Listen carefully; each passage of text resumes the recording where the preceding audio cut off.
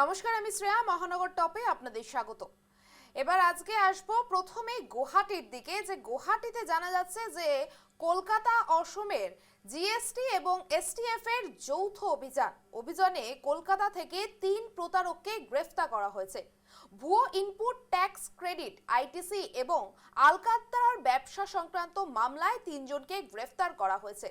সুরজিৎ বর্মন ও বিবেক কুমারকে ভুয়ো আইটিসি জালিয়াতির মামলায় গ্রেফতার করা হয়েছে। আবার অন্যদিকে বিনীত কুমার পোদ্দারকে আলকাত্রার ব্যবসায় সংক্রান্ত মামলায় গ্রেফতার করা হয়েছে।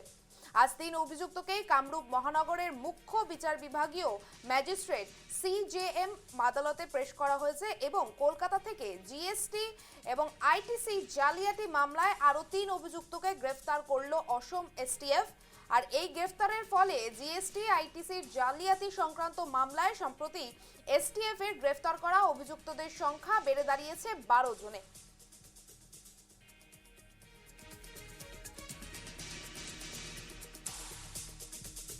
কলকাতায় অসমের জিএসটি এবং এসটিএফ এর যৌথ অভিযান এবং সেই অভিযান কিন্তু কলকাতা থেকে 3 জন প্রতারককে গ্রেফতার করা হয়েছে।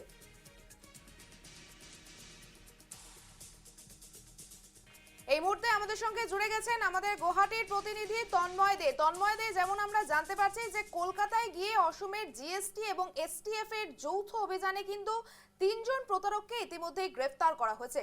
আবার একজনকে গ্রেফতার করা হয়েছে যে কিনা ভুয়ো ইনপুট ট্যাক্স ক্রেডিট আইটিসি এবং আরেকজনকে আলকাত্রার ব্যবসা সংক্রান্ত মামলায় মোট 3 জনকে গ্রেফতার করা হয়েছে।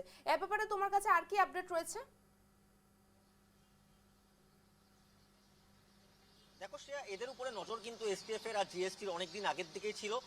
প্রথমে কিন্তু একজনকে অ্যারেস্ট করা হয়েছিল, তারপর তাকে যখন জিজ্ঞাসাবাদ করেছে তারপর একের পর এক কিন্তু এখন এসটিএফ এর জালে পড়ছে। দেখো কাল কলকাতার দিকে কিন্তু একজনকে অ্যারেস্ট করা হয়েছে। ইতিমধ্যে তোমাকে আমি নামটা বলে দিই, সুরজিৎ বর্মন হচ্ছে অসমের, আর অসমের হয়ে তিনি কলকাতার দুজনের সঙ্গে মিলে কিন্তু এই যে তোমার এই প্রবঞ্চনা সেটা কিন্তু করে যাচ্ছিল। কিভাবে করছিল দেখো, তারা কোম্পানি, 3টে কোম্পানির তারা মালিক, তারা অন্যের যে ডকুমেন্ট, সেই ডকুমেন্টস দিয়ে তারা একটা কোম্পানি খোলে, আর তারপর সেই কোম্পানির যে আদান প্রদান বা তোমার ক্রয়ের সামগ্রী সেগুলো দেখায়, সেগুলো দেখিয়ে তারা কিন্তু যে তোমার ইনপুট ট্যাক্স ক্রেডিট সেই ক্ষেত্রে তারা কি করে, তারা সরকারি যে একটা মুনাফা পাওয়া যায় সেগুলো কিন্তু তারা ভুয়োভাবে তারা তৈরি করে, আর সেগুলো সরকার দিকে তারা টাকাটা তারা নিতে থাকে।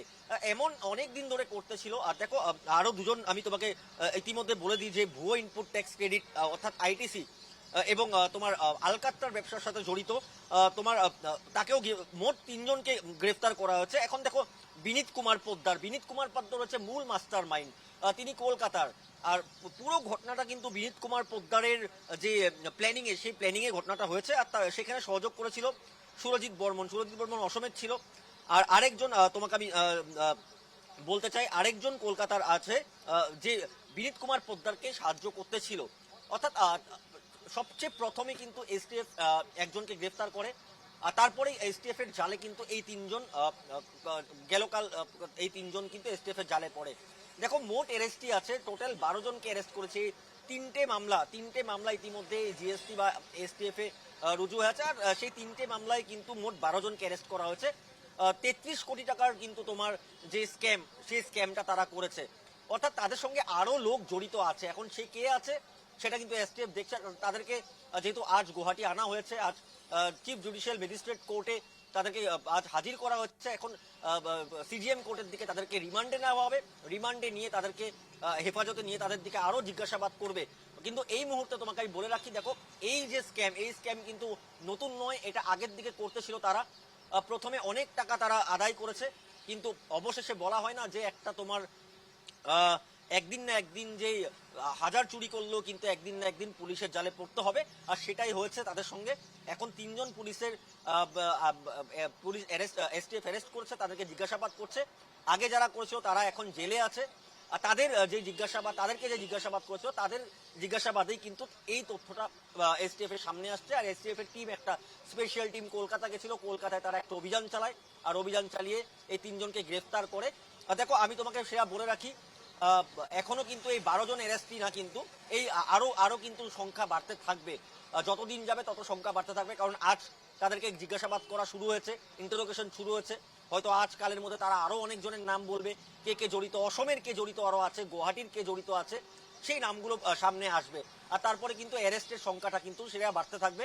এক বড় অভিযোগ আর এক বড় কেলেঙ্কারি, দেখো 33 কোটি টাকা কম টাকা নয়, 33 কোটি 7 লক্ষ টাকার যে এক কেলেঙ্কারি, সেই কেলেঙ্কারি করেছে আইটিসির নামে, আলকাত্রার ব্যবসার নামে।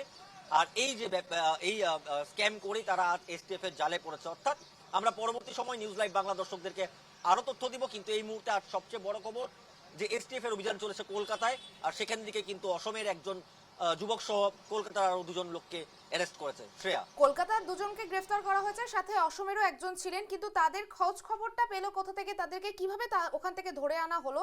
আর এই যে স্ক্যাম তারা করে আসছিল, এটা বিগত কদিন ধরে চলে আসছে, এই স্ক্যাম কিভাবেই বা জানতে পারলো সেখানকার পুলিশরা? দেখো এসটিএফ এর কাছে এই তথ্য ছিল, জিএসটি বিভাগের কাছেও এই তথ্য ছিল।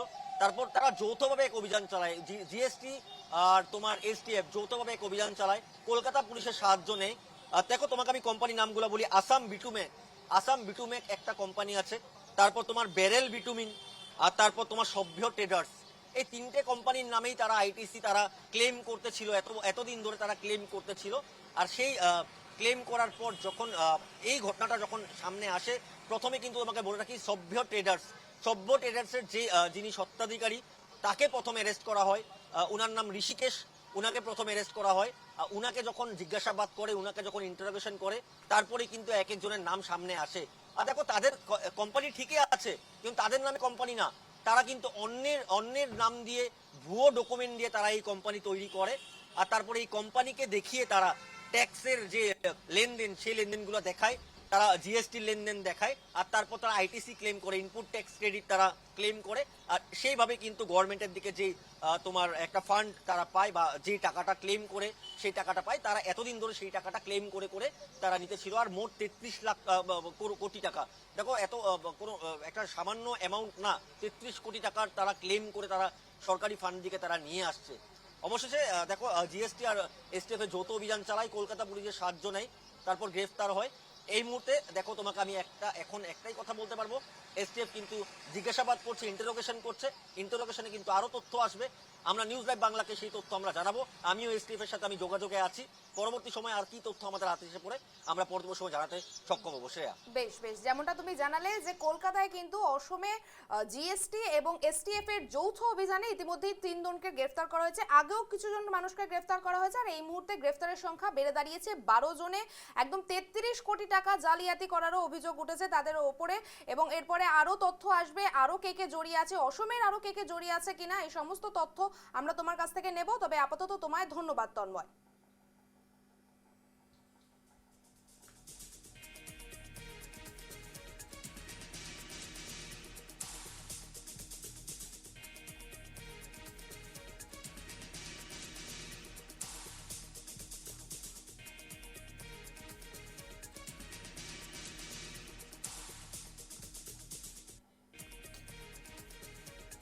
এই সংক্রান্ত ব্যাপারে পুলিশ আধিকারিকরা কি বলেছেন সেটি একবার শুনে নেব। एसटीएफ असम ने आईटीसी जीएसटी फ्रॉड केस में 3 व्यक्ति का अरेस्ट किया है कलकत्ता से। वो तीनों हैं सुरजीत बर्मन, विवेक कुमार गुप्ता और विनीत कुमार पोद्दार। वो एसटीएफ केस नंबर 02/2026 और एसटीएफपीएस केस नंबर 05/2026, ये 2 केस में ये लोग इन्वॉल्व थे। ये दोनों केस में मोर देन 33 करोड़ रुपीस का फ्रॉड हुआ था। ये तीनों कहाँ के रहने वाले हैं? इनमें से 2 कलकत्ता के हैं, एक असम के हैं, जो कलकत्ता में छुपे हुए थे। वो तीनों को कलकत्ता से अरेस्ट किया गया है। এবার নজর রাখবো একটু কলকাতার দিকে। যেমনটা আমরা জানতে পাচ্ছি যে দিল্লির বঙ্গভবনে মুখ্যমন্ত্রী শুভেন্দু আধিকারিকদের সঙ্গে এনসিপিআই এর সাংসদদের বৈঠক হয়েছে দিল্লিতে, এবং 72 ঘন্টার মধ্যে আবারও নবান্নে মুখ্যমন্ত্রী শুভেন্দু অধিকারের সঙ্গে বৈঠকে বসতে চলেছেন ঋতব্রত পন্থী তৃণমূলের বিধায়করা। একই অংশের মুখ্য সচেতক সহ 12 জন বিধায়কের প্রতিনিধি দল নবান্নে যাবেন বলে দাবি করেছেন, কিন্তু বিরোধী দলনেতা ঋতব্রত বন্দ্যোপাধ্যায় এই সংখ্যা মানতে নারাজ। নবান্নের বৈঠক সম্ভাব্য ইস্যু এসআইআর এর 27 লক্ষ মানুষের নাম বাদ, আর নামাজকালে মাইক ব্যবহারের নিষেধাজ্ঞার বিষয়। আর এই বিষয়গুলো নিয়ে মুখ্যমন্ত্রীর সাথে কথা বলবেন, কিন্তু এর পেছনে অবশ্যই কোনো বড়সড় রাজনৈতিক ইকুয়েশন কাজ করবে দিল্লির মতন কলকাতাতেও। তাই শুক্রবার বেলা 12টায় মুখ্যমন্ত্রী শুভেন্দু অধিকারীর সঙ্গে ঋতব্রতপন্থী তৃণমূলের প্রতিনিধিদের দলের বৈঠক রাজনৈতিকভাবে কিন্তু ভীষণ গুরুত্বপূর্ণ হতে চলেছে।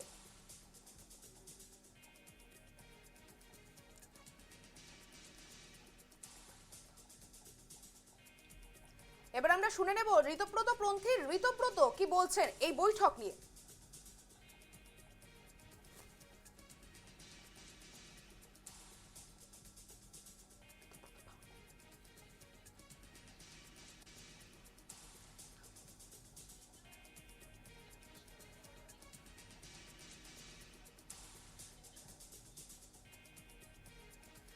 আমরা এখন একটু শুনে নেব যে ঋতব্রতপন্থীতে মদন মিত্র কি বলছেন কালকের এই বৈঠক নিয়ে, একবার শুনে নেওয়া যাক।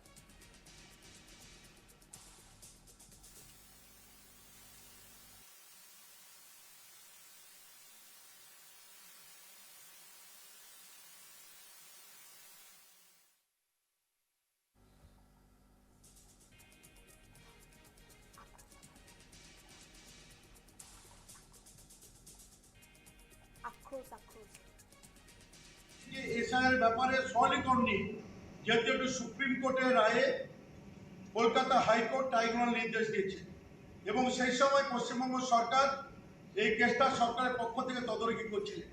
তো আমরা রাজ্যের নতুন সরকার, মুখ্যমন্ত্রী, ডবল ইঞ্জিন সরকারের মুখ্যমন্ত্রী, ওনাদের কাছে আমাদের একটাই দাবি থাকবে যে এই যে কোর্টের নির্দেশে যখন ট্রাইব্যুনাল হয়েছে, ওনারা যাতে হস্তক্ষেপ করে কোর্টের মাধ্যমে প্রতিটি জেলায় জেলায় যেখানে বেশি সংখ্যক আজকে ট্রাইব্যুনাল পেন্ডিং আছে, জেলা ওয়াইজ ধরে প্রতিটি জেলায় একটা করে ট্রাইব্যুনাল করে অল্প দিনের মধ্যে যাতে সেটাকে সলিউশন করা যায়, যাতে সঠিক ভোটার তালিকায় স্থান পায়, তারা যাতে আতঙ্কে না থাকে, আতঙ্ক মুক্ত হয়, এটা আমরা মুখ্যমন্ত্রীর হস্তক্ষেপ দাবি করব। এবং এটাকে সামনে রেখে আমরা মুখ্যমন্ত্রীর আমরা একটা ডেলিগেশন টিম প্রায় 12 জনের তৃণমূল বিধায়কের দল আগামীকাল বৈকাল 8টার সময় নবান্নে ওনার কাছে আমরা টাইম পেয়েছি, আমরা ওনাকে যাব, সেখানে আমরা এই ব্যাপারে বিস্তারিতভাবে ওনার হস্তক্ষেপ দাবি করব। বলেছেন 12-এর মধ্যে 7 আসলে কিন্তু জানেন না, উনি শুনেছেন 12। এটা মাঝে মাঝে রাজনীতিতে প্রয়োজন হয় এটা বলে দেওয়ার যে 12 যাবে, তাহলে উনি এটা বলে দিলেন 12-এর মধ্যে 7। যদি অরিজিনাল সংখ্যাটা বলতাম তাহলে তার মধ্যে কত বলতেন? উনি কি আপনাদের দিকে চলে যেতে পারেন? উনি আমাদের দিকে, আমরা কাল কি হবে আমি তো বলতে পারবো, আজ এই মুহূর্তে কোনো সম্ভাবনা নেই। Nobody can speculate about tomorrow. যদি যেতে চাই নেবেন, কালেকটিভ সিদ্ধান্ত নেবে। আমি ব্যক্তিগতভাবে কি চাই সেটা গুরুত্বপূর্ণ নয়, যদি কালেকটিভ মনে করে নেবে।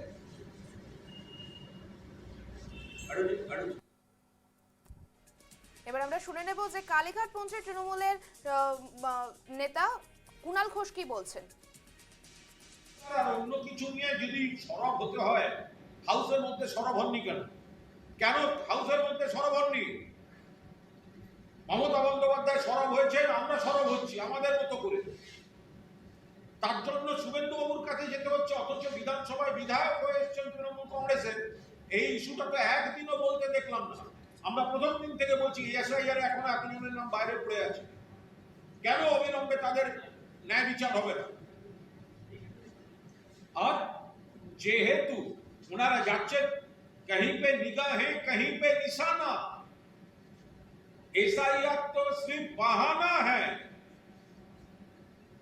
वो तो अपना अपना इक्वेशन के लिए वो लोग जा रहा है। ওরা জানে ওদের মধ্যে অনেকে মমতাদির সঙ্গে যোগাযোগ রেখে ভুল স্বীকার করে বলছে যে আমাদের এই পুলিশের চাপে আসতে হচ্ছে।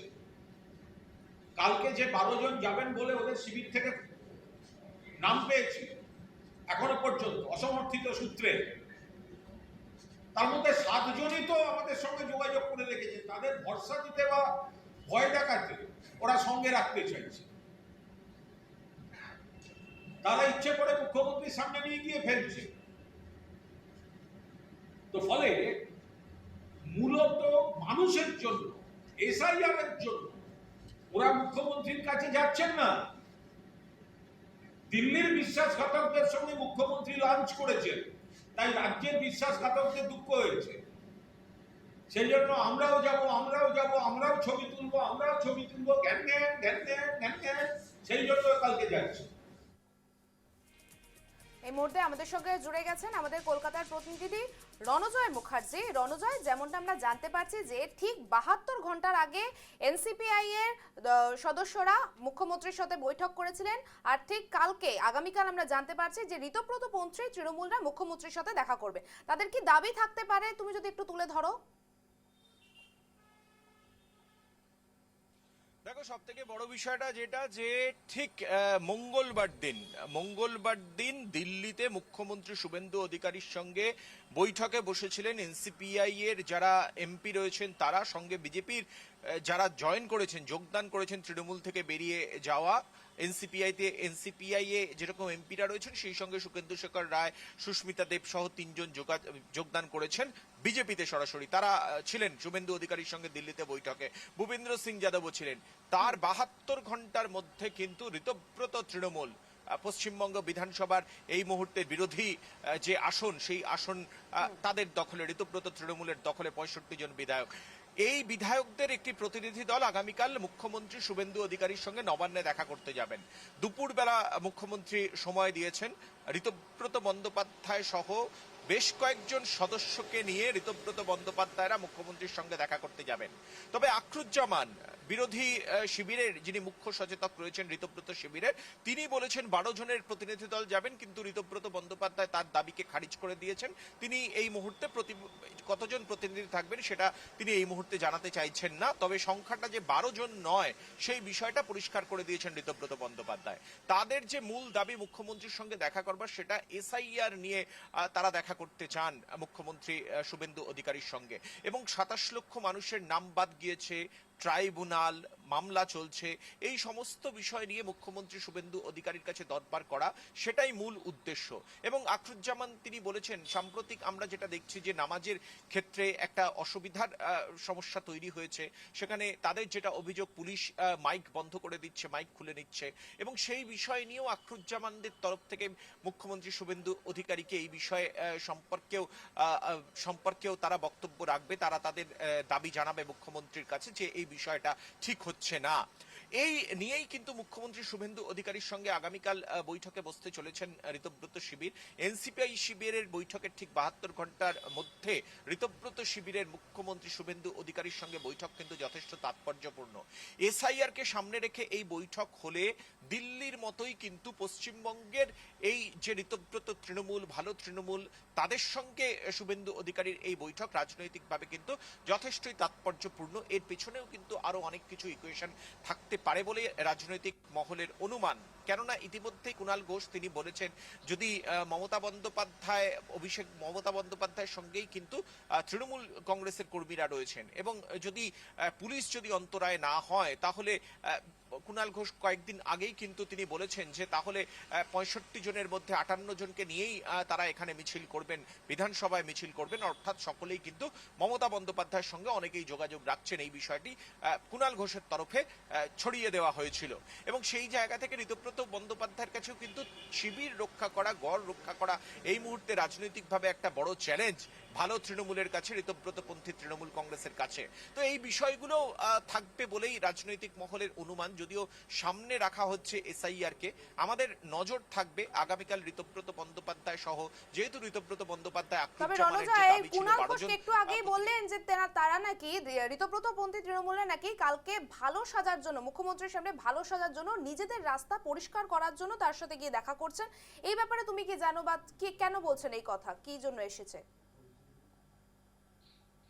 কুণাল ঘোষ মমতা বন্দ্যোপাধ্যায় শিবিরের, এবং সেই জায়গা থেকে কুণাল ঘোষ তিনি বলছেন, আমরা অবশ্যই মুখ্যমন্ত্রীর কাছে দাবি জানাতে পারি, বিরোধী দল হিসেবে অবশ্যই দাবি জানাতে পারি, তাকে স্মারক দিতে পারি, তাকে চিঠি দিতে পারি, তার সঙ্গে প্রয়োজনে কথাও বলতে পারি, মিট করতেও পারি। কিন্তু যেই বিষয়টা হচ্ছে, ঋতব্রতরা যেভাবে মমতা বন্দ্যোপাধ্যায়ের দল ভাঙিয়ে নিয়ে বিধায়কদের নিয়েছেন, সেই জায়গাতে ঘোরতর আপত্তি কুণাল ঘোষের। এবং সেখান থেকে মুখ্যমন্ত্রীর সঙ্গে ঋতব্রতপন্থীদের আলাদা করে বৈঠক নবান্নে গিয়ে সেই বিষয়টায় অন্য কোনো ইকুয়েশন আছে, এসআইআর কে সামনে রাখলেও সেখানে তারা নিজেদের গদি বাঁচানোর চেষ্টা করছেন। এবং ইতিমধ্যেই তুমি জানো যে কুণাল ঘোষরা বারংবার যে কথাটা বলছেন যে যারা এনসিপিআইতে গিয়েছেন বা যারা ঋতব্রত তৃণমূল ভালো তৃণমূলে রয়েছেন তারা তাদের নিজেদের এলাকায় ঢুকতে পারছেন না, কনস্টিটিউয়েন্সিতে যেতে পারছেন না, সাংসদ থেকে শুরু করে বিধায়করা।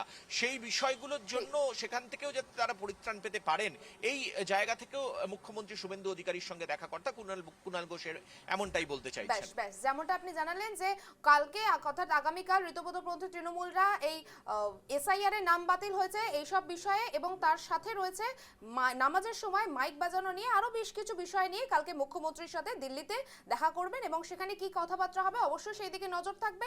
আপাতত তোমায় ধন্যবাদ রণজয়।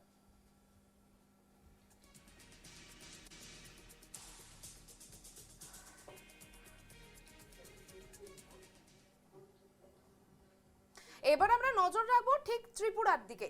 ত্রিপুরার রাজনৈতিক সমীকরণে নতুন বার্তার ইঙ্গিত।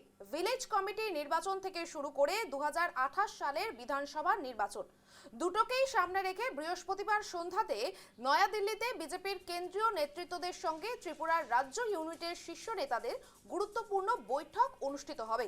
রাজনৈতিক মহলের মতে এই বৈঠক শুধুমাত্র সাংগঠনিক পরিচালনার সীমাবদ্ধ নয় এবং জোট রাজনীতির ভবিষ্যৎ এবং বিজেপি তীব্রমথার সম্পর্কে নতুন সমীকরণও এখানে নির্ধারিত হতে পারে। দলীয় সূত্রে জানা গেছে যে সন্ধ্যে 6টায় বিজেপির জাতীয় কার্যালয়ে অনুষ্ঠানে এই বৈঠক উপস্থিত থাকবেন যে দলের সর্বভারতীয় সভাপতি নীতিন নবীন, জাতীয় সাধারণ সম্পাদক BL সন্তোষ, উত্তর পূর্বাঞ্চলের সমন্বয়ক সম্বিত পাত্র এবং ত্রিপুরার প্রভারী রাজদীপ রায়। ত্রিপুরার বৈঠকে যোগ দেবেন মুখ্যমন্ত্রী ডক্টর মানিক সাহা, প্রদেশ বিজেপির সভাপতি অভিষেক দেবরায় আর প্রাক্তন মুখ্যমন্ত্রী তথা সাংসদ বিপ্লব কুমার দেব। আর তার সাথে থাকবেন সাংসদ রাজীব ভট্টাচার্য, প্রাক্তন সাংসদ প্রতিমা ভৌমিক ও রেবতী ত্রিপুরা।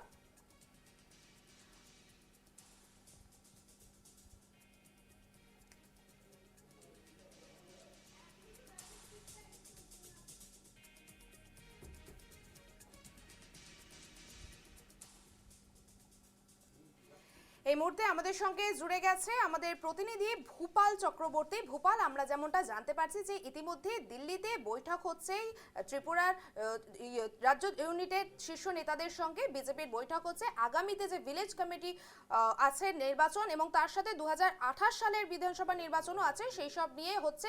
আচ্ছা, এই যে বৈঠক হচ্ছে সেখানে বিজেপি আর ত্রিপুরামাথার কি সম্পর্কের নতুন সমীকরণ হতে পারে সেই ব্যাপারে তুমি কি জানো, একটু জানাও।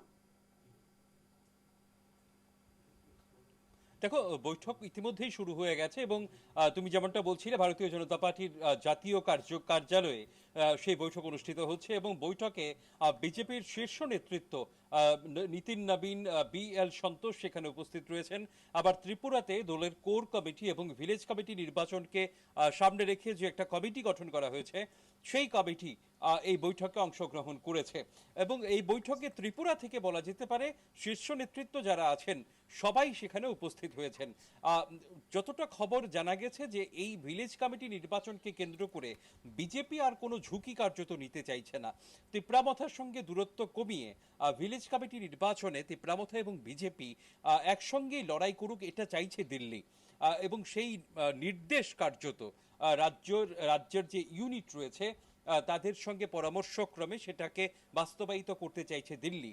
এই জন্যই যতটা জানা গেছে যে এই বৈঠক এবং আগামী 8 এবং 9 তারিখ ত্রিপুরামথার যারা প্রতিনিধি রয়েছেন এর মধ্যে প্রদ্যোৎ কিশোর দেববর্মন ত্রিপুরামথার সুপ্রিমো তিনিও থাকবেন, তাদের সঙ্গেও দিল্লির বিজেপির বৈঠক হওয়ার সম্ভাবনা রয়েছে বলে খবর এবং সেই বৈঠকে থাকতে পারেন কেন্দ্রীয় স্বরাষ্ট্রমন্ত্রী অমিত শাহ।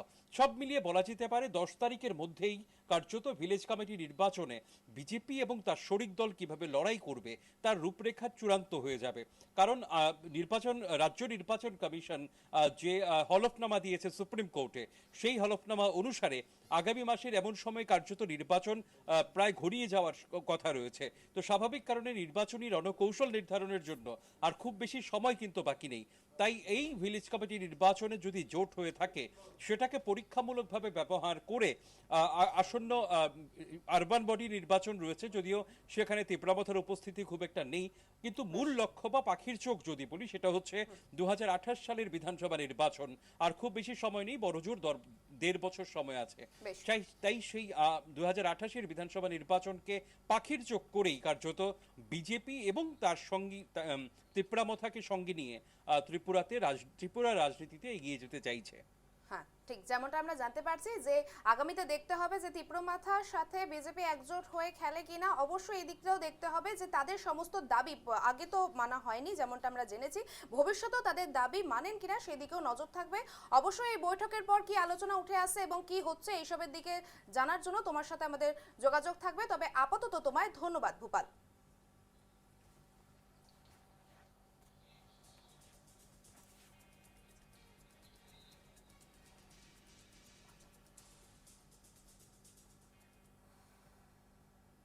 এবার আমরা নজর রাখবো একটু উত্তরবঙ্গের দিকে। যেমনটা জানতে পারছি যে উত্তরবঙ্গ মেডিকেল কলেজ চত্বরে উচ্ছেদ অভিযান, সরানো হলো অবৈধ দোকান। বৃহস্পতিবার উত্তরবঙ্গ মেডিকেল কলেজের ফাঁড়ি পুলিশের সহযোগিতায় উচ্ছেদ অভিযান এবং হাসপাতাল চত্বরে থাকা অবৈধ দোকানগুলিকে উচ্ছেদ করা হয়েছে। আর এছাড়াও হাসপাতালে আগত রোগী পরিষদের তরফ থেকে হাসপাতাল চত্বর অপরিষ্কার ও অপরিচ্ছন্ন খাওয়ারের অভিযোগ রাখা হয়েছে। ক্যাম্পাসের ভেতরে অবৈধ দোকান বসানোর কারণে বিভিন্ন জায়গায় আবর্জনা জমে পরিবেশ অপরিচ্ছন্ন হয়ে পড়ছিল। আর সেই কথা মাথায় রেখেই SJDA কর্তৃপক্ষের তরফে হাসপাতালে সাফাই অভিযান করা হয়েছে। যেমনটা আমরা জানতে পারছি যে উত্তরবঙ্গ মেডিকেল কলেজের আশেপাশে একটা উচ্ছেদ অভিযান চলেছে এবং সরানো হয়েছে বেশ কয়েকটি অবৈধ দোকান।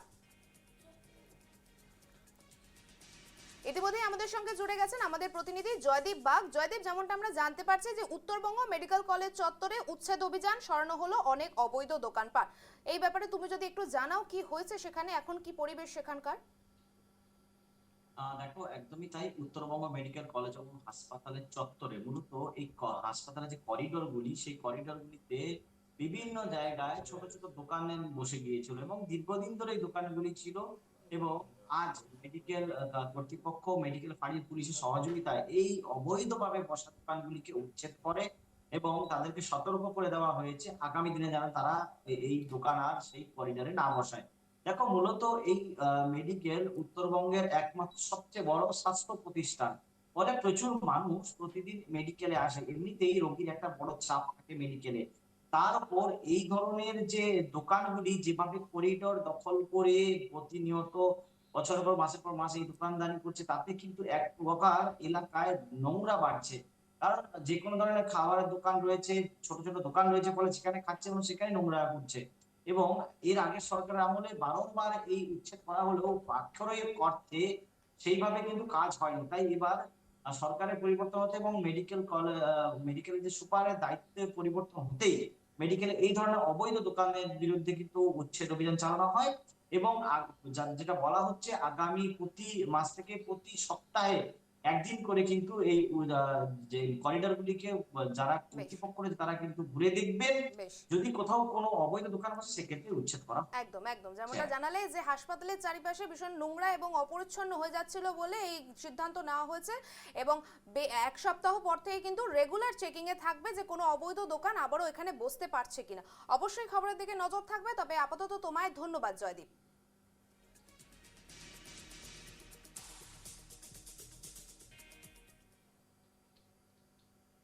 মহানগর টপ আজকে এই পর্যন্তই। পরবর্তী সব আপডেটের জন্য নজর রাখবেন নিউজ লাইভ বাংলায়।